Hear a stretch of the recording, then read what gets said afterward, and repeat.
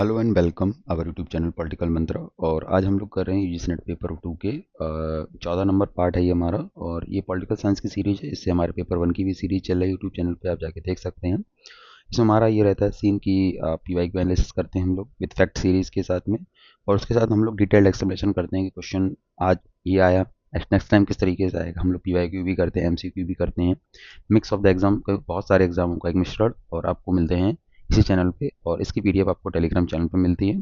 और ये हमारी सीरीज 1000+ क्वेश्चन के साथ चल रही है, तो दिसंबर में एग्जाम आपको जो फ़ायदा कर सके। ये हमारा प्रैक्टिस सेट नंबर 14 है। इससे पहले 13 सेट हमारे यूट्यूब चैनल पर हो चुके हैं, जो फ्री ऑफ कॉस्ट हैं।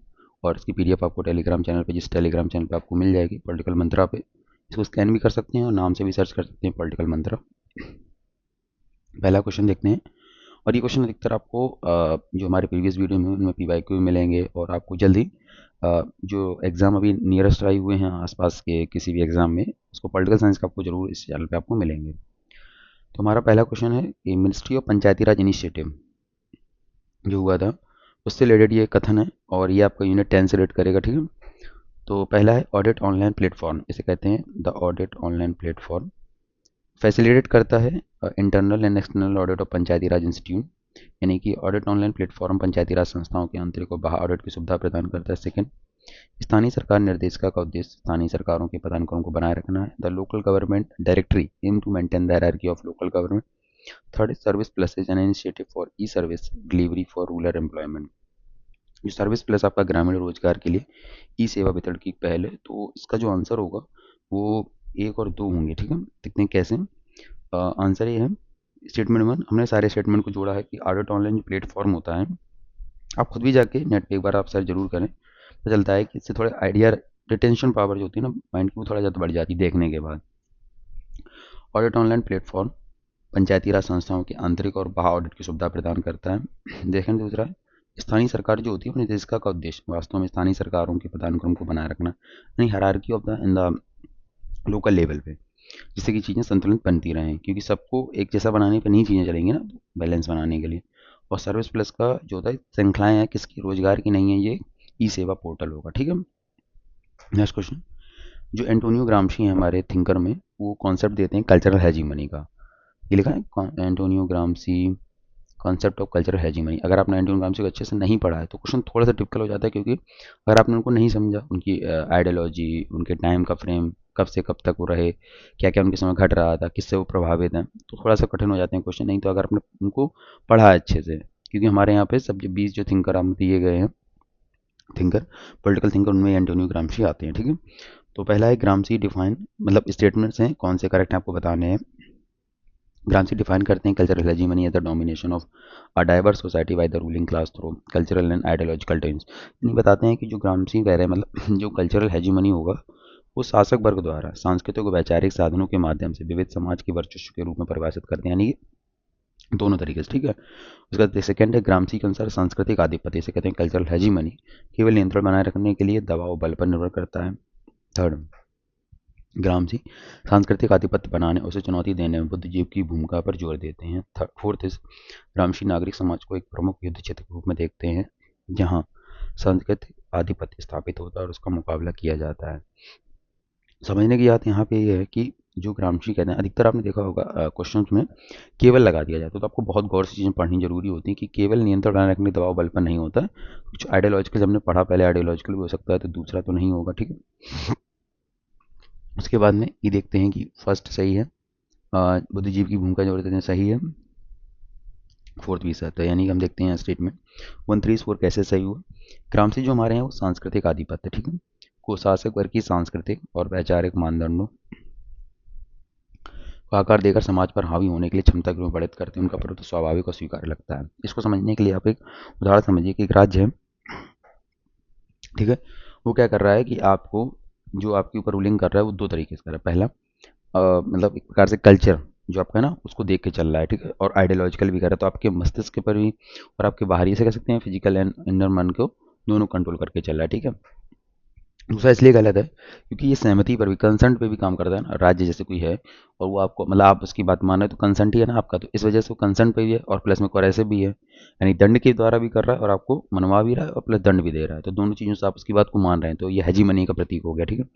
थर्ड इज, देखते हैं आदि निर्माण रख रखाव चुनौती, जैसे इंटेलेक्चुअल हम लोग कहते हैं, पारंपरिक हम जैविक दोनों होते हैं, यानी कि जो ग्रामसी करते हैं इंटेलेक्चुअल जो हमारे सोसाइटी में जो होते हैं वो ट्रेडिशनल भी हैं ऑर्गेनिक भी हैं, और वो क्या करते हैं, कंस्ट्रक्ट करते हैं क्या चीज़ को, मेंटेनिंग, चैलेंजिंग और कल्चरल हेजिमनी, जैसे जस्ट लाइक दिस आप एग्जांपल लीजिए, जैसे स्कूल्स हैं, सेना है, चर्च है, तो क्या करते हैं, राज्य के डोमिनेशन को बढ़ाने का प्रयास करते हैं एक प्रकार से, क्योंकि अगर धर्म की कोई बात कर रहा है, ऐसी कोई बात कर रहा है जो उसके भी फायदे में और आपको वो उसके मतलब कंसर्न दिला रहा है, तो एक प्रकार से इंटेलेक्चुअल हो गए। ये कौन कौन से होते हैं, ये होते हैं आपके इसे कहते हैं ट्रेडिशनल भी हो सकते हैं और ऑर्गेनिक भी होते हैं। ठीक है। फोर्थ स्टेटमेंट, ग्रामसी नागरिक समाज, यानी ग्रामसी आइडेंटिफाई करते हैं सिविल सोसाइटी में, मीडिया को भी, एजुकेशन को, रिलीजन को भी, जो प्राथमिक स्थल के रूप में चाहते हैं जहाँ सांस्कृतिक आधिपत्य स्थापित और वाद दोनों होता है, सामाजिक परिवर्तन के लिए महत्वपूर्ण युद्धों का मैदान मानते हैं। तो उनका कहना है अगर जो राज्य यूज करता है, अगर आपको समाज बदलना है, जैसे कार्ल मार्क्स क्रांति का सहारा लेते हैं, तो ग्रामसी जैसे के थोड़े से उल्टे हैं कि वो चीज़ समझते हैं कि वो कंसर्न दिला के करेंगे, यानी जो हमारे बीच के लोग होंगे वो चीज़ों को फैलाएंगे। जैसे फॉर एग्जाम्पल आज की डेट में सिविक सेंस की कमी है भारत में, तो गवर्नमेंट हो सकता है कि उसको इतना ना कर रही, पर अगर आप सोचें कि हम लोगों में से कुछ लोग आगे उस चीज़ को सपोर्ट करें, लोगों को सिखाएं, तो ज़्यादा फर्क पड़ेगा ना। तो उसी तरीके की बात करते हैं कि जब हम लोग कहते हैं राज्य पे कौन राज करेगा, तो अगर आप देखें तो राज्य पे राज कौन कर रहा है, तो अगर वो कर रहा है पर स्टेट में ऊपर, बट अगर हम लोग कंसेंट हेजिमनी में रहे हैं तो उसको भी हम हटा सकते हैं, तो इसलिए उन्होंने कॉन्सेप्ट दिया war of manoeuvre and war of position, war of movement की। ठीक है, तो ये आपको ध्यान रखने हैं। अगला क्वेश्चन है फ्रेडरिक निश्चय से लेकर पॉलिटिकल फिलॉसफी जो उनकी है, कौन कौन से करेक्ट हैं उसमें। ठीक है। नीचे पारंपरिक नैतिकता की आलोचना करते हैं, इसे आक्रोश में निहित दास नैतिकता कहते हैं। सेकंड है नीचे ओवरमैन, इसे कहते हैं ओवरमैन, और हु मतलब निर्माण वकालत करते हैं जो पारंपरिक मूल्यों से परे हैं। थर्ड इज नीचे व्यक्तिगत मान्यताओं को बढ़ावा देने के लिए आदर्श राजनीतिक प्रणाली के रूप में लोकतंत्र का समर्थन करते हैं। और फोर्थ, नीचे मानव जीवन इतिहास में एक मौलिक प्रेरक शक्ति के रूप में शक्ति की इच्छा पर जोर देते हैं। देखिए पहला तो ये है कि उन्होंने कभी लोकतंत्र का समर्थन तो कभी नहीं किया। ठीक है, तो ये पहले आपका स्टेटमेंट गलत हो जाएगा। इसको समझने के लिए आपको नीचे को थोड़ा पढ़ना पड़ेगा। वो महामानव का कॉन्सेप्ट देते हैं, शक्ति को मतलब सेंटर बताते हैं काफ़ी हद तक, उसके बाद बताते हैं युद्ध का महिमा वर्णन भी करते हैं। ठीक है, इसका आंसर होगा ए 1 2 4। देखते हैं नीचे वो दास नैतिकता की आलोचना करते हैं, जैसे वे ईसाई धर्म और पारंपरिक मूल्यों से जोड़ते हैं। ठीक है, इसे कमजोर लोगों द्वारा मजबूत लोगों के प्रति आक्रोश से उत्पन्न होने वाला बताते हैं। दूसरा, नीचे ओवरमैन यानी ओवरमैन की अवधारणा पेश करते हैं, जो एक व्यक्ति को जो पारंपरिक नैतिकता से परे होता है और अपने स्वयं के मूल्यों का निर्माण करता है, यानी सुपर ह्यूमन मतलब इसे कहते हैं, उसकी वो कल्पना करते हैं। नीचे लोकतंत्र की आलोचना करते हैं, वही वो स्टेटमेंट लिखा था, मतलब उसको मतलब मानते हैं ऐसा नहीं था, वो आलोचना उसकी करते हैं। एंड फोर्थ स्टेटमेंट नीचे शक्ति की इच्छा पर जोर देते हैं। ठीक है, दर्शन का केंद्र जो मानव जीवन इतिहास में विकास और रचनात्मकता और प्रबुद्धि के लिए मौलिक प्रेरणा को प्रतिनिधित्व करते हैं। और एक चीज़ आप ध्यान रखना, ये एनसीईआरटी में दिया गया है, अगर आप एनसीईआरटी पढ़ेंगे तो उसमें दिया गया है 11th 12th वाले में, कि नीचे जो है वो युद्ध को महिमा मंडित करते हैं। ठीक है, महान उसको बताते हैं, तो ये आप ध्यान रखना, अगर कहीं स्टेटमेंट में आए तो ये आप गौर करके रखना। अगला क्वेश्चन है which year mark the establishment of the federal code of India. Federal code की बात की जा रही है, 35, 37, 50 एंड 58, 61। इसका आंसर होगा 1937। भारत का संघीय न्यायालय एक न्यायिक निकाय था जिसकी स्थापना 1937 में केंद्र सरकार और प्रांतों के बीच। देखिए जो पहले कोर्ट आए थे जिसे हम लोग कहते हैं बॉम्बे, मद्रास एंड कलकत्ता में, वो अलग प्रकार के न्यायालय है। ठीक है, ये संघीय न्यायालय है। ठीक है, केंद्र सरकार और प्रांतों के बीच विवादों को निपटाने के लिए की गई थी। यह संघीय कानूनों और सामान्य अधिकारों की व्याख्या करने के लिए जिम्मेदार था। 1950 में संघीय न्यायालय को बदलकर भारत के सर्वोच्च न्यायालय द्वारा प्रस्थापित किया गया। और जो बॉम्बे, मद्रास, कलकत्ता में जो उस समय के हाई कोर्ट बने थे शुरुआत लेवल पे, वो आपके एक प्रकार से हाई कोर्ट के रूप में तब्दील हो गए बाद में। और ये आप ध्यान रखें कि 3 एग्जाम से लगातार हाई कोर्ट से क्वेश्चन आ रहा है, तो आप हाई कोर्ट की लिस्ट मैंने क्वेश्चंस में कराई है, आप उसे नोट जरूर कर लें, और किए तो बेस्ट है, उसको भी याद कर लें। जैसे इलाहाबाद का आप याद कर सकते हैं, बॉम्बे, मद्रास, कलकत्ता का याद कर सकते हैं, पटना का आपका पूछ सकता है क्रोनोलॉजी में दोबारा, आपका राजस्थान, मध्य प्रदेश, और हाल ही में हुए जो बने हुए हैं, जैसे सिक्किम भी देखिए उसमें बन गया 1975 के आसपास, वो भी आप याद कर सकते हैं। उसके साथ में उत्तराखंड, छत्तीसगढ़ और आपका इस तरीके से हिमाचल प्रदेश में कब बना, तो इनकी आप क्रोनोलॉजी जरूर याद करके रखें। नेक्स्ट क्वेश्चन है एनजेक जिसे कहते हैं नेशनल जुडिशियल अपॉइंटमेंट कमीशन का रोल क्या था। देखिए वो जरूर कैंसिल कर दिया गया, बट उसका रोल क्या था ये पूछ रहा है। तो उच्च न्यायपालिका में न्यायाधीशों की नियुक्ति और स्थानांतरण के लिए था, संवैधानिक संशोधनों की समीक्षा करने के लिए बनाया गया था, या न्यायिक सुधारों में सलाह देना, या जनहित याचिकाओं को लागू करना। तो आंसर होगा ए। हमारे देश में इस प्रकार की व्यवस्था है कि हमारे यहाँ जो जज को जज ही नियुक्त करता है एक प्रकार से, ठीक है, रिकमेंडेशन देता है और राष्ट्रपति उसको नियुक्त करता है। तो इस चीज़ के लिए एनजेक बनाया गया। तो एनजेक में ये था कि एक कमेटी बनेगी, वो रिकमेंडेशन देगी तब बनेगा, बट ऐसा नहीं हुआ, उसको रिस्ट्रिक्ट डाउन कर दिया कि एक ऐसा कार्यपालिका हस्तक्षेप नहीं कर सकती है। तो to deal with appointment of the transfer of जजेज इन द हायर जुडिशरी में it was introduced 1990 constitutional amendment, इसे लेटर करके अनकॉन्स्टिट्यूशनल कर दिया गया 2015 में, ठीक है। किसने राष्ट्रीय ग्रामीण रोजगार गारंटी अधिनियम के निर्माण में योगदान दिया? तो नेशनल रूरल एम्प्लॉयमेंट जिसे हम लोग कहते हैं नरेगा, उसमें कौन ऐसा था जिसने हेल्प की? ज्यादरे, अरुणा राय, मेधा पाटेकर, बाबा आमटे। देखिए चारों फेस ऐसे हैं जो मतलब कहते हैं इंडिया लेवल पे तो बहुत ही जाने जाते हैं, हर एक आंदोलन में आपको मिलेंगे, पर आपको मिलेगा ज्यादरे, इनका मुख्य रोल था। Jean Dreze Belgian born Indian welfare economist थे, सोशल साइंटिस्ट एंड एक्टिविस्ट थे, ठीक है। और worked worked he has worked on several developmental issue facing India's like social welfare, poverty and gender inequality पे उन्होंने काम किया। उनको ध्यान रखते हैं ज्यादरेज ने नरेगा में इन पर महत्वपूर्ण योगदान निभाया, ठीक है। नेक्स्ट क्वेश्चन है आपका, निम्नलिखित में से कौन सा सिद्धांत नागरिक चार्टर आंदोलन के रूप में तैयार किए गए 6 सिद्धांतों में से एक नहीं था? Which of the one of the following is not a principle among the originally framed 6 principle of citizen charter movement, ठीक है। चॉइस, वैल्यू, अकाउंटेबिलिटी या क्वांटिटी। तो विकल्प होना चाहिए, वैल्यू होनी चाहिए, अकाउंटेबिलिटी होनी चाहिए, क्वांटिटी होनी चाहिए। तो क्या नहीं था? तो अब जानते हैं कि ऐसी कोई चीज़ नहीं होगी मात्रा जैसी, क्योंकि यहाँ कोई मात्रा का तो मतलब नहीं होगा। तो देखते हैं हमने सिटीजन चार्टर के मूवमेंट के जो प्रिंसिपल हैं, एक्सेस है यानी पहुंच होनी चाहिए, क्वालिटी होनी चाहिए, उसके बाद में चॉइस विकल्प होने चाहिए, रिड्रेस होना चाहिए यानी चीज़ जो हमारी समस्या है उनको दोबारा संज्ञान, अकाउंटेबिलिटी होनी चाहिए, पार्टिसिपेशन होना चाहिए। तो हम अगर कहीं पर अपनी बात रख रहे हैं तो नागरिक चार्टर आंदोलन क्या ही मतलब होगा? अगर हमें नागरिकों को सेवा देनी है तो एक्सेस देना पड़ेगा, क्वालिटी देनी पड़ेगी, choice, redressal, accountability and participation. अब इसे क्वेश्चन कैसे बना सकता है? नेक्स्ट टाइम पे आपसे पूछ सकता है कि इनकी अगर डिफाइन कर देगा और उसको पूछेगा कौन सा सही कौन सा नहीं, तो इसके बारे में थोड़ा सा गौर कर लें। यूनिट 10 का ही क्वेश्चन होगा। कौन सा मंत्रालय स्वच्छ सर्वेक्षण से जुड़ा हुआ है? यानी कि विच of the following ministries associate with the स्वच्छ सर्वेक्षण? Ministry of water and sanitation, ministry of housing and urban affair, ministry of rural development, ministry of finance. और मेरा मतलब मानना है पर्सनली कि आप इसको इंग्लिश में याद करके जाएं किसी भी टर्म को जो स्पेशली मिनिस्ट्री होती है, तो क्या होता है इनका हिंदी में रूपांतर होता सही है बट काफ़ी हद तक बदल भी जाता है। तो इसका जो होता है जिसे हम लोग कहते हैं मिनिस्ट्री स्वच्छ सर्वेक्षण से ministry of urban and house affairs, ये जिसे हम लोग महुआ कहते हैं, ministry of housing and urban affair, ठीक याद रखना आपको है। उसके बाद में which of the following is the first state to bring social audit law लाने वाला कौन सा पहला राज्य था? सामाजिक अंकेक्षण लाने वाला पहला राज्य आपका बनेगा मेघालय, ठीक है। Meghalaya become the first state in India to pass a social audit law in April 2017, ठीक है। The Meghalaya Community Participation and Public Service Social Audit Act MCPPSA was the name of the law, ठीक है। अप्रैल 2017 में इसका आया था, ठीक है। पहला राज्य बना इस चीज़ के लिए, ओके। तो सोशल ऑडिट लॉ के पहला राज्य कौन सा बना? मेघालय। नेक्स्ट क्वेश्चन है, कौन सा मंत्रालय या आयोग सूचना सूचकांक से जुड़ा हुआ है? इसे कहते हैं मिनिस्ट्री, आयोग या associated with good governance index से आपका। Ministry of personal public grievance and pension इसे कहते हैं कार्मिक लोक शिकायत और पेंशन मंत्रालय। ग्रामीण विकास मंत्रालय एंड रूरल डेवलपमेंट से related ministry of housing and urban affairs and NITI Aayog. तो सूचकांक संबंधित कौन सा है? तो आपका है कार्मिक लोक शिकायत एंड पेंशन मंत्रालय। मिनिस्ट्री ऑफ पब्लिक ग्रीवेंस है, देखिए ये रहा आपका ministry of personal public grievance and pension is the coordinating agency of the central government in personal matter special issue concerning recruitment, training, career development, staff welfare as well as the post retirement dispension. यानी जो आपका ये department है जिसे कहते हैं इंटरपर्स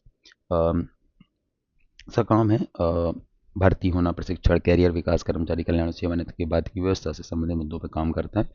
मंत्रालय उत्तरदायी, जनमुख और आधुनिक प्रशासन की प्रक्रिया से भी संबंधित है, ठीक है। और इसकी जो वेबसाइट का देखिए कई बार एग्जाम वेबसाइट पूछ रहे हैं, तो ये वेबसाइट का उसका PERSMIN मिनिस्ट्री यानी government dot ministry of personal public grievance and pension मंत्रालय, ठीक है। नेक्स्ट क्वेश्चन है, which case introduce the concept of the basic structure doctrine in the Indian constitution? इससे पहले हम लोगों ने क्वेश्चन किए हैं शुरुआती सेट में, बेसिक स्ट्रक्चर डॉक्ट्रिन से, केशवानंद भारती केस से, Golaknath, Maneka Gandhi and the Minerva Mills case, multiple cases और एग्जाम में पूछे ही जाते हैं रेगुलर, ठीक है। तो किस केस में कहा था केशवानंद, मिनर्वा मिल्स, गोलकनाथ या इंदिरा गांधी? तो आपका केशवानंद भारती केस जो था 1973 का, उसके बारे में बताया था, ठीक है। देखते हैं केशवानंद भारती मामले में बताया गया कि मूल संरचना सिद्धांत प्रस्तुत किया गया जो संविधान में संशोधन करने की संसद की शक्ति को सीमित करता है तथा सुनिश्चित करता है कि मूल संरचना बदलाव नहीं किया जा सकता, ठीक है। इसके बारे में थोड़ा सा बता देता हूँ। देखिए हुआ गया था कि कई सारे केसेस होते हैं शुरुआत से ही, जमीन विवाद से लेकर प्रॉपर्टी सरकार ले लेती है, फिर काफ़ी चीज़ें, मतलब अगर आप इसके बैकग्राउंड जाएंगे थोड़ी वीडियो लंबी हो जाएगी, पर मैं बता देता हूँ। मूल संरचना को डिफाइन नहीं किया गया था कि यही मूल संरचना है, ठीक है। बट ऐसा कहा गया न्यायपालिका के द्वारा कि जब धीरे धीरे जब केसेस आपके या टाइम बीतेगा तो उसके साथ ही इसे कहते हैं बेसिक स्ट्रक्चर डॉक्ट्रिन आपका बताया जाएगा, ठीक है। तो ये भी आपको देखना पूछ सकता है कि क्या तुरंत बता दिए गए थे उसी केस में, केस में नहीं, ऐसा नहीं था, धीरे धीरे करके चीज़ें इन्वॉल्व हुई हैं, ठीक है। नेक्स्ट क्वेश्चन है which of the following statement regarding judicial review in India is correct? न्यायिक समीक्षा है जो संबंधित है, कौन से कथन सही है? तो अनुच्छेद 32 जो था सर्वोच्च न्यायालय की न्यायिक समीक्षा शक्तियों का प्रावधान करता है, पहला। सेकंड स्टेटमेंट है संविधान की 9वीं अनुसूची का मूल उद्देश्य कुछ कानूनों को न्यायिक समीक्षा के दायरे से बाहर रखना था। न्यायिक समीक्षा संविधान के तहत विधायी और कार्यकारी दोनों कार्यों पर लागू होती है। आपको बताना है कि जुडिशियल रिव्यू हमारा कहाँ कहाँ है, तो 32 में होगा, 9 शेड्यूल में था, और आपका या फिर न्यायिक समीक्षा संविधान के तहत था, तो आपका आंसर होगा डी, यानी तीनों थे इसमें, ठीक है। बट 32 जो आर्टिकल है वो हमें पता ही है, आपको 5 पावर देता है रेट जारी करने के लिए, तो मौलिक अधिकार संबंधित हो गया, तो हमारा जुडिशियल रिव्यू आ ही जाएगा। 1951 में क्या हुआ कि पहला संविधान संशोधन होता है, पहली बात तो उसके साथ में 9वीं अनुसूची आती है, उससे पहले 8 अनुसूचियाँ थी। कुछ कानूनों क्या हुआ कि न्यायिक समीक्षा से बचाना है तो उसको 9वीं अनुसूची में रख दिया गया, ठीक है। पर जो बाद में जो केस होता है IR कोयलो बनाम 2007 का, उसमें सर्वोच्च न्यायालय द्वारा इस सुरक्षा को सीमित कर दिया गया, और मतलब कहा गया कि आप दोबारा जुडिशियल रिव्यू में आ सकते हैं केसेस 9 शेड्यूल के, ठीक है। भारत में न्यायिक समीक्षा संविधान के तहत इसके अनुपालन को सुनिश्चित करने के लिए विधायी और कार्यकारी दोनों कार्यों तक फैली हुई है। या जुडिशियल रिव्यू आपकी लेजिस्लेटिव, ये आप देख रहे हैं आज की डेट में, कुछ समय से आप देख रहे हैं, जैसे एक एग्जाम्पल में अभी कुछ दिन पहले केरल के केस हुए थे, तो उन्होंने, राज्यपाल ने जब रोक रखे थे सारे बिलों को, तो उन्होंने सुप्रीम कोर्ट ने दोनों को क्लियर करा दिए, ठीक है। क्यों कराई दी क्लियर? क्योंकि ये इंटरफेरेंस किया तो अधिकतर कर देती है, पर ऐसा बैलेंस देखा जाए तो अलग अलग रहना चाहिए, बट आज की इंडियन कॉन्स्ट्रक्शन और पॉलिटी में थोड़ा सा डिफरेंस देखने को मिलता है। इसीलिए अगले क्वेश्चन पे जाते हैं। कोर्ट के क्वेश्चन है, मतलब सुप्रीम कोर्ट के कुछ केसेस एंड दैट उसका सिद्धांत क्या रहा या प्रिंसिपल या आउटकम क्या रहा। तो पहला है मेनका गांधी बनाम भारत संघ, ए के गोपालन बनाम मद्रास राज, IR कोयलो बनाम तमिलनाडु राज एंड मिनर्वा मिल्स, ये सारे फेमस केसेस हैं, और इनका बताना है कि क्या क्या चीज़ से संबंधित होगा। देखिए एक केस तो अभी इससे पहले हम लोगों ने डिस्कस किया, अभी इसके बाद देखते हैं। तो देखिए ए के गोपालन आपका केस हो जाएगा, या इजिस AI को समझ लेते हैं, 3 का आपका हो जाएगा ए, ठीक है। पहला इसी को कर लेते हैं, यानी 2 ये आपके हो जाएंगे रॉन्ग, ठीक है। ये तो ये होगा या तो ये होगा, ठीक है। उसका देखते हैं मिनर्वा मिल्स में क्या कहा, मौलिक अधिकारों के बेसिस पर क्या नहीं होगा। Doctrine of principle fairness in article 21, ठीक है। और निश्चित सिद्धांतों पर मौलिक अधिकारों पर जोर देना, और इसके साथ में मैंने इसमें ऐड कर रखा होगा, इसमें ये इसे मैंने लिख दिया, अनुच्छेद 21 की व्याख्या का विस्तार किया गया जिसमें निष्पक्षता और प्रचित प्रक्रिया को, अवधारणा को पेश किया गया। ए के गोपालन बनाम मद्रास राज 1950, जिसमें कहते हैं हम लोग advocate for the exclusive process, कहते हैं अनंत प्रक्रिया सिद्धांत की वकालत की गई, जहाँ मौलिक अधिकारों को संकीर्ण और स्वतंत्र रूप से देखा गया। अब हुआ गया था कि ए के गोपालन केस में उनको निवारक नज़रबंदी के तहत रख दिया गया, ठीक है। बट जब वो अपने लेके गए अपनी बात को वहाँ रखने के लिए, तो वहाँ ये कह दिया गया कि ये प्रक्रिया के अंतर्गत है और इसमें सब ठीक है, मतलब ऐसा नहीं देखा गया कि गार्ड से लिया गया, उसमें लिखा है आपने ऐसा किया तो आपको अंदर कर दिया गया। पर इसी को केस को फिर मानेका गांधी केस में कहा गया कि रूल ऑफ लॉ या रूल ऑफ, मतलब कैसे प्राकृतिक कानून कुछ ऐसी चीज़ें होती हैं कि आपने क्यों किसी को रोक रखा था, इस तरीके से चीज़ें आपको पढ़नी है। थोड़ा सा आपको देखना पड़ेगा वीडियो में, मैं इतना बता दे रहा हूँ आपको, डेट बता देता हूँ क्वेश्चन कैसे हो जाएंगे। अगली जो वीडियो कुछ आएंगी उसमें मैं केसेस को भी थोड़ा थोड़ा डिटेल, छोटी छोटी वीडियो होंगी, शॉर्ट में डाल दूंगा या वीडियो में इस केसेस के बारे में पूरा डिटेल में एनालिसिस हो जाएगा। IR कोयलो का नाम तमिलनाडु राज्य 2007 में आया, मूल संरचना सिद्धांत के बाद 9वीं अनुसूची में कानूनों की न्यायिक समीक्षा को बरकरार रखा गया। उसका मिनर्वा मिल्स बनाम भारत संघ 1980 में आया, निजी सिद्धांतों पर मौलिक अधिकारों की प्रधानता को मजबूत किया गया, enforce the primacy of fundamental right over directive principle of DPSP से, मतलब फंडामेंटल राइट को थोड़ी वरीयता दी गई। नेक्स्ट क्वेश्चन, भारत में न्यायिक सक्रियता की अवधारणा के बारे में कुछ कथनों पर विचार कीजिए। तो नेक्स्ट है जिसे हम लोग कहते हैं जुडिशियल एक्टिविज्म इन इंडिया, और ये सुप्रीम कोर्ट के द्वारा भी कह सकते हैं, अदर चीज़ों से भी दायर किया जाता है। इसे हम लोग पीआईएल के माध्यम से दायर करते हैं, पब्लिक इंटरेस्ट लिटिगेशन के थ्रू। दूसरे से कुछ स्टेटमेंट है। पहला है, भारत में न्यायिक सक्रियता जनहित याचिका के तंत्र के माध्यम से काफ़ी आगे बढ़ी, यानी जो पीआईएल आई उससे हमारा काफ़ी हद तक स्कोप बढ़ने लगा। पत्राचार या अधिकार जैसे कहते हैं कॉन्सेप्ट ऑफ एपिस्टोलरी, जैसे कहते हैं अधिकार क्षेत्र की अवधारणा, न्यायालयों को अधिकारों के परिवर्तन के लिए पत्रों को रिट याचिकाओं के रूप में मानने की अनुमति देती है। न्यायिक सक्रियता अक्सर न्यायिक अतिक्रमण के साथ जुड़ती है, जिससे न्यायपालिका द्वारा कार्यपालिका और विधायिका के क्षेत्राधिकार को अतिक्रमण करने के बारे में बहस होती है। इसका जो आंसर होगा वो डी होगा। ठीक है, देखिए इसमें एक कॉन्सेप्ट ऑफ जो दिखा है ना, treat letters as the writ position, देखिए एक तो ये तो सही है। अब इसका तो हाफ स्टेटमेंट सही है, क्योंकि कुछ समय तक तो ये पत्रों से चला, बट अब पत्रों से नहीं है, क्योंकि अब तो पीआईएल के थ्रू होता है। तो आप मान सकते हैं इसमें एक और तीन भी सही हो सकता है। थोड़ा बता देता हूँ मैं इसके बारे में। जनहित याचिका जो थी भारत में न्यायिक सक्रियता के लिए आई, ठीक है, ये ध्यान रखना, और इसका ओरिजिन यूएसए से होता है। तीसरे पक्ष के रूप में देखा जाता है, पत्रों या औपचारिक संचार बदलने की अनुमति देता है, पर किसके लिए है? देखिए अगर कुछ चीज़ें सुप्रीम कोर्ट के संज्ञान में खुद आ जाती हैं, ठीक है, अब किसी नई पीआईएल की, बट उनको लगता है जैसे कि पर्यावरण का अधिकार होना चाहिए, दिल्ली में अभी जैसे ग्रीन पटाखों के लिए कहा, या अन्य चीज़ों पे भी उनका अपना रहता है जुडिशियल एक्टिविज्म, तो मान सकते हैं, पर पत्रों के माध्यम से होना बहुत रेयर हो गया। ठीक है, ये चीज़ें अब न्यायिक सक्रियता कभी कभी न्यायिक अतिक्रमण के बारे में चिंताएं पैदा करती हैं, जहां अदालतों को अपने संवैधानिक जनादेश से आगे बढ़कर कार्यपालिका और विधायक के कार्यों में दखलंदाजी करनी ही पड़ती है। यानी हम लोगों के में कहा गया है कि विधायिका कार्यपालिका का पृथक्करण हो रहा है, सब चीज़ों का मतलब बैलेंस है अपनी अपनी जगह पे, पर होता क्या है कि न्यायपालिका कभी कभी बहुत ज़्यादा इंटरफेयर कर देती है विधायिका और कार्यपालिका के कार्यों में, स्पेशली कार्यपालिका कार्यों में। तो होता क्या है कि यही बहस चलने लगती है कि क्या जुडिशियल का इंटरफेयर करना सही है या नहीं, ये बड़ा मुद्दा बनता है। इसमें अच्छे पास भी मतलब अपने मतलब कमेंट की अगर बात करें तो गुड कमेंट भी है, बैड कमेंट भी है, तो इस पर चलती रहती है बहस, और ये मुद्दा अभी फिलहाल करंट में बना हुआ है। Next question, in the context of Kesavananda Bharati case consider the following statement. Kesavananda Bharati case में कौन कौन से फॉलोइंग स्टेटमेंट सही है? इस फैसले ने संसदीय संप्रभुता पर संविधान की सर्वोच्चता स्थल की, पहला। सेकेंड इज द मूल संरचना सिद्धांत सुनिश्चित करता है कि मौलिक अधिकारों का उल्लंघन करने वाले संशोधनों को अमान्य किया जा सकता है। थर्ड इज, इस फैसले में संविधान की मूल संरचना के सभी घटकों को स्पष्ट रूप से सूचीबद्ध कर दिया गया। इससे पहले हमने यही बात की थी कि ऐसा कुछ नहीं किया गया, तो 1 और 2 आपका सही हो जाएगा। ठीक है, तो केशवानंद भारती ने स्थापित किया कि संविधान सर्वोच्च और मूल संरचना सिद्धांत को पेश किया, जिसने संविधान में संशोधन करने की संसद की शक्ति को सीमित कर दिया। यह सुनिश्चित किया कि इसका मूल सार बरकरार रहे, संशोधनों को अमान्य घोषित करने की कोशिश की जो उसकी मौलिक अधिकारों को रोकने की कोशिश करती हैं। ठीक है, नेक्स्ट क्वेश्चन, द 4 जजेस केस। इससे पहले 3 जज केस हो चुके हैं, ये 4th नंबर का, तो 2015 was significant in Indian judicial history. Consider the following statement regarding its impact. It struck down the National Judicial Appointment Commission (NJAC) as unconstitutional. It reformed the collegium system for appointing judges to the higher judiciary. The judgment introduced a new method of judicial appointment, balancing executive and judicial power. तो बताना चाहता न्यायाधीश मामला क्या था। जब एनजेक आया, इससे पहले हम लोगों ने क्वेश्चन किया था एनजेक से रिलेटेड, उसमें क्या था कि बताया जा रहा था कि अपॉइंटमेंट से रिलेटेड, इसमें यही किया गया, इसको स्ट्रक डाउन कर दिया गया था। तो हुआ क्या कि इसमें हुआ ये था एनजेक को असंवैधानिक कर दिया, ये भी सही था, ये वाला आपका नहीं सही था। ठीक है, 1 और 2। चौथे न्यायाधीश मामले 2015 में राष्ट्रीय एनजेक को असंवैधानिक करार दे दिया, कॉलेजियम प्रणाली थोड़ा अच्छा करने का प्रयास किया, ठीक है, यही था, और इसने कॉलेजियम प्रणाली को ही बहाल रखा भी था। ठीक है, next question, in the context of judicial review in India consider the following statement. न्यायिक समीक्षक संदर्भ बताना है कि बताइए कौन कौन से इसमें सही होंगे। अनुच्छेद 13 सर्वोच्च न्यायालय और उच्च न्यायालयों को मौलिक अधिकारों का उल्लंघन करने वाले कानूनों को असंवैधानिक घोषित करने का अधिकार देता है, अनकॉन्स्टिट्यूशनल बनाता है। ठीक है, पहला। भारत में न्यायिक समीक्षा केवल विधायी कारणों पर लागू होती है, कार्यकारिणी निर्णयों पर नहीं।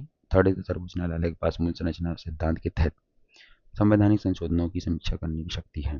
तो आपको बताने कौन कौन से सही इसमें है, आंसर होगा बी। देखिए पहला है तो सही है कि रद्द करने की अनुमति मिलती है। सेकेंड इसमें जिम्मे विधायिका और कार्यों पर लागू होती है, देखिए दोनों पे लागू होती है। ठीक है, और इसके साथ में सुप्रीम कोर्ट मूल संरचना का सिद्धांत है 1973 से। ठीक है, तो होता क्या है कि कोई भी काम होगा, अगर मतलब विधायक बनाए कार्यपालिका, दोनों तरफ से गलतियां हो सकती हैं, तो दोनों पे वो अपना कर सकती है जुडिशियल रिव्यू। ठीक है, नेक्स्ट क्वेश्चन है, consider the following statement regarding the doctrine of prospective over ruling in Indian constitution law. इसे कहते हैं हम लोग संभावित अधिनिर्णय के सिद्धांत के बारे में। इस सिद्धांत का पहली बार गोलकनाथ मामले में पेश किया गया, पहला। यह सर्वोच्च न्यायालय को अपने फैसलों को केवल भविष्य के मामलों पर लागू करने की अनुमति देता है, पिछले निर्णयों को प्रभावित नहीं करता। अमेरिका के विपरीत भारत में सिद्धांत केवल संवैधानिक मामलों पर लागू होता है, वैधानिक व्याख्याओं पर नहीं। तो आंसर इस ए होगा इसका, 1 एंड 2। देखते हैं कैसे। स्टेटमेंट मैंने इसलिए इतने सारे ऐड कर रखे हैं कि मैं अगर कुछ ऐसा नहीं बता पाए तो आप उसको पढ़ सकते हैं स्क्रीन पे, और पीडीएफ तो आपको टेलीग्राम चैनल मिल ही जाती है। जो doctrine of perspective over ruling क्या कहता है कि गोलकनाथ में पेश किया कि जहां सर्वोच्च न्यायालय ने फैसला सुनाया था कि संसद मौलिक अधिकारों में संशोधन नहीं कर सकती। इसी केस ऐसा था, इसमें कहा गया था कि ये अगला क्वेश्चन ये भी बन सकता है कि ऐसा कौन सा केस था जिसमें ये कहा गया कि संसद मौलिक अधिकारों में संशोधन नहीं कर सकती। तो गोलकनाथ केस में 1967 में, ठीक है। यह सिद्धांत न्यायालय को अपने निर्णयों को भविष्य के मामलों पर लागू करने की अनुमति देता है, जबकि पिछले निर्णयों को प्रभावित नहीं करता, ठीक है। सेकंड, यह सर्वोच्च न्यायालय को अपने निर्णयों को केवल भविष्य के मामलों पर लागू करने की अनुमति देता है, जिसका अर्थ है कि पिछले मामलों में पहले से लागू या कानून व्याख्या अप्रभावित रहेंगी। यानी इस एग्जाम्पल में 1967 में केस आया और कुछ ऐसा बनाया, लगता है कि आगे लागू होना चाहिए, पीछे रूल्स पे नहीं लागू होना चाहिए जो आपके डिसीजंस हुए हैं, तो उसके लिए ये डॉक्ट्रिन ऑफ प्रोस्पेक्टिव यानी आगे के लिए ओवर रूलिंग करता है। संयुक्त राज्य अमेरिका के विपरीत लागू होता है। भारत में केवल संवैधानिक सीन नहीं है, ये केस टू केस आधार वैधानिक व्याख्या में भी लागू किया जा सकता है, ठीक है। Prospective over ruling. Next question, the memorandum of procedure is a की डॉक्यूमेंट इन जुडिशियल अपॉइंटमेंट। बताना है कि एमओपी जो होता है वो क्या है, ठीक है। एमओपी उच्च न्यायपालिका में न्यायाधीशों की नियुक्ति, स्थानांतरण और पदोन्नति को नियंत्रित करता है। एमओपी का मसौदा न्यायपालिका द्वारा तैयार किया जाता है, लेकिन इसके लिए सरकार की मंजूरी की आवश्यकता होती है। चौथे न्यायाधीश मामले में न्यायिक नियुक्तियों पारदर्शिता में सुधार के लिए एमओपी में संशोधन आदेश किया, ठीक है। ये सारे सही, देखते हैं कैसे। जो आपका एमओपी होता है, मेमोरेंडम ऑफ प्रोसीजर, जिसे हम लोग मतलब कॉलेजियम प्रणाली के तहत ही है, सर्वोच्च न्यायालय और उच्च न्यायालय में न्यायाधीशों की नियुक्ति, स्थानांतरण और पदोन्नति को नियंत्रित करता है।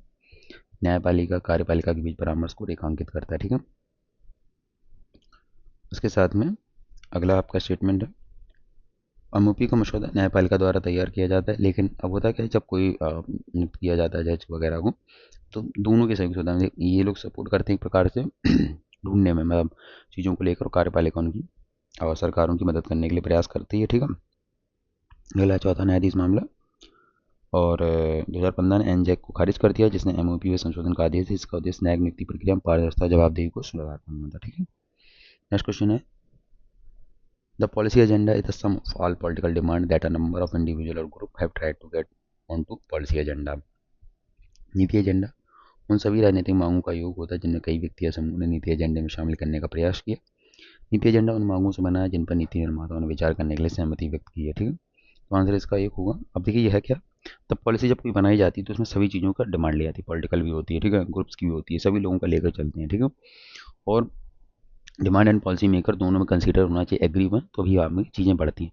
तो आपको पॉलिसी से याद रखिए, और चीज़ें क्या क्या होगी जब कोई मतलब सरकार आई तो उसने कुछ वादे किए, वादे पॉलिसी के रूप में लाने हैं उनको बाद में, तो चीज़ें कौन सी पॉलिटिकल भी होंगी, अदर चीज़ें रिलेट करके वो बनाएंगे, ठीक है। नीति एजेंडा उन मांगों से बना होता है जिन पर नीति निर्माता विचार करने के लिए सहमत होते हैं। यह सभी राजनीतिक मांगों का योग नहीं होता, ठीक है। ये ऑप्शन में गड़बड़ थी, नहीं ठीक थी। नीति निर्माताओं निर्णयकर्ताओं की राजनीतिक प्राथमिकताओं के अनुसार क्रमबद्ध किया जाता है। सेकंड, इसका तात्पर्य नीति एजेंडा मुख्य रूप से नीति निर्माताओं के स्वयं के निर्णयों द्वारा निर्धारित किया जाता है। इस दृष्टिकोण से नीति एजेंडा में मुद्दे शामिल होते हैं जिन पर नीति निर्माता विचार करने या प्राथमिकता देने के लिए सहमत होते हैं, ठीक है। नेक्स्ट क्वेश्चन है, अब ये मिनिस्ट्री से क्वेश्चन है, मैंने बताया मिनिस्ट्री से क्वेश्चन लगभग पूछे जाते हैं एग्जाम में कि उज्ज्वला किस डिपार्टमेंट से, सौभाग्य योजना, अटल पेंशन योजना या नेशनल सोशल असिस्टेंस प्रोग्राम।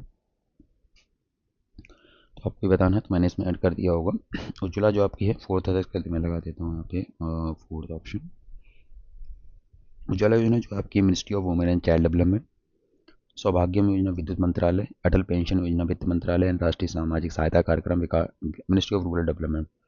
तो सोशल असिस्टेंस प्रोग्राम जो होगा वो होगा ग्रामीण, देखिए यह ध्यान रखना। और सौभाग्य ये विद्युत मंत्रालय की योजना है, कनेक्शन, बिजली कनेक्शन वाली। अटल पेंशन आपका जो पेंशन तो वित्त मंत्रालय देगा, और उज्ज्वला योजना होगा महिला एवं बाल विकास मंत्रालय द्वारा। Arrange the following anti corruption measure taken by government of Indian chronological order में बताना है आपको जो सारे मतलब लिए गए एक्शन है इंडियन गवर्नमेंट, उनकी क्रोनोलॉजी बताइए। भ्रष्टाचार के खिलाफ संयुक्त राष्ट्र कन्वेंशन कब होता है, उसका अनुसमर्थन कब करते हैं, मतलब उन्होंने तो दिया, उसको रेक्टिफिकेशन कब दिया गया। उसके बाद में ब्लैक मनी का undisclosed foreign income and assets के लिए, उसके बाद धन शोधन एंड बेनामी लेन देन। तो आपका आंसर होगा 2 इसमें से। DCAB। मैंने इसकी एक्सप्लेनेशन में ऐड कर दिया। बेनामी जो लेन देन निषेधन 1988 में, और फिर 2016 में संशोधित किया गया धन शोधन निवारण अधिनियम 2002 में, और इसके साथ में भ्रष्टाचार के खिलाफ संयुक्त राष्ट्र सम्मेलन जो हुआ था उसमें जो अनुसमर्थन दिया गया था वो 2005 को हस्ताक्षर किए भारत ने, 2011 में इसका अनुसमर्थन दिया। और काला धन से कहते हैं ब्लैक मनी, वो 2015 26 मई 2015 को अधिनियमित किया गया। तो बेनामी लेन देन जैसे हम लोग कहते हैं तो उसे 1988 जैसे प्रोहिबिटेशन करने के लिए तो 1988 में आया था।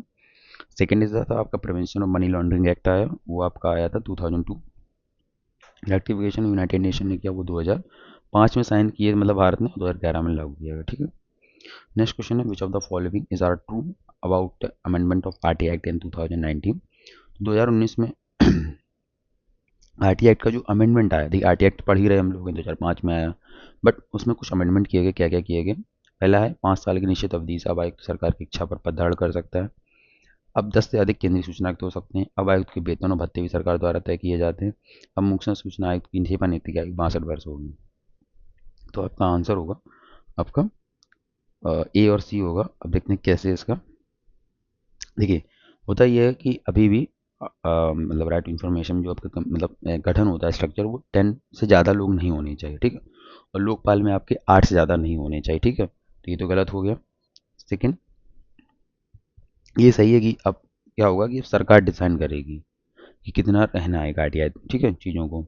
उसके बाद में वेतन और भत्ते भी सरकार द्वारा, और ये वाला तो हो ही जाएगा कैंसिल। ठीक है। तो दो आपके सही हो जाएंगे। सूचना का अधिकार में अमेंडमेंट किया गया। अब ये पूछा सकता है अमेंडमेंट कब हुआ, तो 2019 में होता है। एक अमेंडमेंट बताया था चुनाव आयोग से रिलेटेड भी 2023 में हुआ है कि जो जैसे हम लोग कहते हैं जो इलेक्शन कमीशन की ज्वाइनिंग होगी वो किस मतलब तरीके से होगी, तो उसमें कौन कौन बैठेगा, किस कमेटी गठन से बनेगा, तो ये भी आपको ध्यान रखना। उसके साथ में कार्यकाल क्या होगा, 5 साल था पहले तो उसको हटा दिया। अब सरकार के कार्यकाल के ऊपर डिपेंड करता है कितना रखना चाहती है। वेतन भत्ते भी सरकार के द्वारा तय किए जाएंगे। ठीक है। अगला क्वेश्चन है first president of National Consumer Dispute Redressal Commission जो था बना था उपभोक्ता विवाद निवारण, उसके पहले अध्यक्ष कौन बने? न्यायमूर्ति we Balkrishna एराड़े, K S Paripoornan, Subhash Saxena, D P Wadhwa. P Balakrishna Eradi बने थे आपके पहले first president of National Consumer Dispute Redressal Commission from 1988 to 1993। ठीक है। How was the NITI Aayog form? NITI Aayog का गठन कैसे हुआ? इसका गठन संसद के अधिनियम द्वारा या केंद्रीय मंत्रिमंडल के प्रस्ताव, भारत सरकार कार्यकारी आदेश द्वारा या एक आदेश के द्वारा? तो parliament act of parliament resolution of the union cabinet, government of India order of planning commission. तो आंसर होगा दो। देखिए इसने ऐसे क्वेश्चन बनाए, हो सकता है आप किसी में एक्ट भी आप सोच सकते हैं, उसके साथ में आप सोच सकते हैं कि रेजोल्यूशन भी हो सकता है, एग्जीक्यूटिव ऑर्डर भी हो सकता है, ऑर्डर प्लानिंग हो सकता है, पर रेजोल्यूशन लेकर आए थे जिसको हम लोगों ने रिप्लेस किसको किया, योजना आयोग को। ठीक है। NITI Aayog national institution for transforming India, the full form ask many exam. ठीक है। 1 जनवरी 2015 को आया। ठीक है। रिप्लेस करता प्लानिंग कमीशन को। नीति आयोग का जो फॉर्म हुआ वो resolution of the union cabinet, यानी जो आपका केंद्रीय मंत्रिमंडल ने इसका गठन किया। उसके साथ में NITI Aayog serve as a premier policy think tank to government of India providing both directional policy inputs. दोनों प्रकार की जो चीज़ें होती हैं साथ में नीति का दोनों तरह के, ये मतलब कह सकते हैं 5 साल की योजना एक बनाता था, 5 साल की। ये बताता है लंबे टाइम के लिए, फ्यूचर पर्सपेक्टिव बनाता है कि इतने सालों में हम ये चीज़ अचीव कर सकते हैं। ठीक है। तो ये ध्यान रखना आपको। विच of the following was not a silent feature of the national food security act 2013। तो बताया था 2013 का जो राष्ट्रीय खाद्य सुरक्षा अधिनियम था उसकी विशेषता क्या नहीं है? पहला, गर्भवती महिलाओं को भोजन की पात्रता होगी। सेकंड, राशन कार्ड जारी करने के उद्देश्य से। दूसरा है सबसे बुजुर्ग महिलाओं को घर की मुखिया माना जाएगा। थर्ड, गर्भवती महिलाओं को कम से कम 6,000 रुपये का मातृत्व लाभ प्राप्त करने की पात्रता होगी। फोर्थ इज द गर्भवती महिलाओं को आंगनबाड़ी में शुल्क जांच की पात्रता होगी। यही आपका रॉन्ग हो जाएगा। तो ये स्टेटमेंट आप नोट कर सकते हैं अपने नोट्स में कि कौन कौन सी चीज़ें होंगी। अधिनियम का उद्देश्य था लोगों को उचित मूल्य का गुणवत्ता पूर्वक भोजन की पर्याप्त मात्रा पहुंच सुनिश्चित करके खाद्य और पोषण सुरक्षा प्रदान करना। अधिनियम में पात्र परिवारों की पहचान और पीडीए जिसे कहते हैं पब्लिक डिस्ट्रीब्यूशन सिस्टम के माध्यम से उन्हें खाद्यान्न वितरित करने का प्रावधान प्राप्त करना। गर्भवती महिलाएं स्तनपान कराने वाली माताएं अधिनियम के तहत भोजन पाने का हकदार है। राशन कार्ड जारी करने के उद्देश्य से परिवार की सबसे बड़ी महिला। आज भी देखते हैं जो ये नियम आया था उसी सारे जितने राशन कार्ड आज के दिन बने हुए हैं वो सारे महिला के नाम पर हो गए। 6 महीने से 14 वर्ष की आयु के बच्चे स्कूलों में मुफ्त भोजन पाने का हकदार हैं। अधिनियम के कार्यान्वयन में संबंधित किसी भी शिकायत को दूर करने के लिए शिकायत निवारण तंत्र की भी स्थापना की गई इसके लिए। तो ये हो गया नेशनल फूड सिक्योरिटी एक्ट 2013। देखिए आज हम लोगों ने क्वेश्चन काफ़ी सारे किए। हमने जुडिशियल रिलेटिव्स किया, एक्टिविज्म से रिलेटेड किया, ग्रामसी से रिलेटेड क्वेश्चन किया, कुछ फैक्ट किए, कुछ पीवाईक्यू क्वेश्चन भी थे, उसमें मैंने डेट नहीं लिख पाए, पर पीवाईक्यू क्वेश्चन भी थे जब आप देखेंगे प्रीवियस क्वेश्चन में। तो आप देख रहे हैं ये क्वेश्चन आपको मल्टीपल होलिस्टिक नॉलेज दे रहे हैं। इसी के साथ में आप अगर पिछले सेट आपने नहीं किए तो वो जरूर करें 13 सेट, इससे और आने वाले सेट जो आपके होंगे वो भी आपको फायदेमंद रहेंगे।